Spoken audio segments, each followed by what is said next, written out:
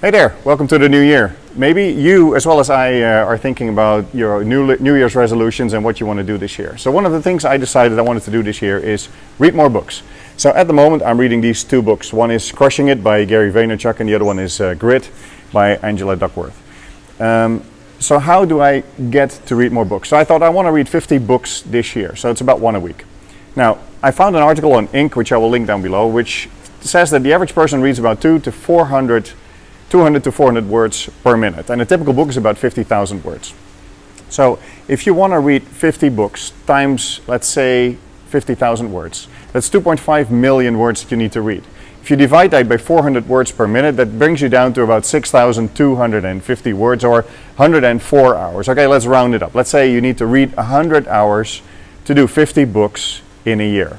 That's not too much, right? If you consider, you spend an hour on watching TV or doing your social media. So everybody should be able to find 100 hours in a year.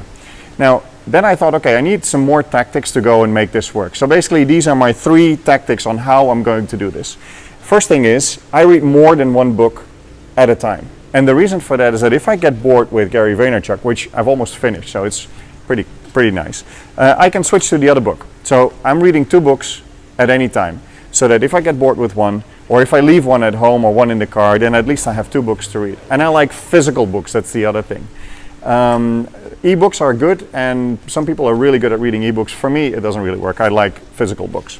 The second tactic is, what I do is I take every book, and I don't know if you can see it, but I basically take the book and I split it up into about 4 or 5 equal parts. So for instance, Gary Vaynerchuk's book is about 250 pages. So I would take about 4 times 60 or 5 times 50 pages and put a marker there. And the markers that I put there are markers for days. So basically you'll see it says Tuesday, Wednesday, Thursday, Friday. So I basically set myself a goal to read the first 60 pages on Tuesday, the second one on Wednesday, the third on Thursday, and the last one on Friday. So this way I have a way to track whether I'm actually on track to read what I wanted to read.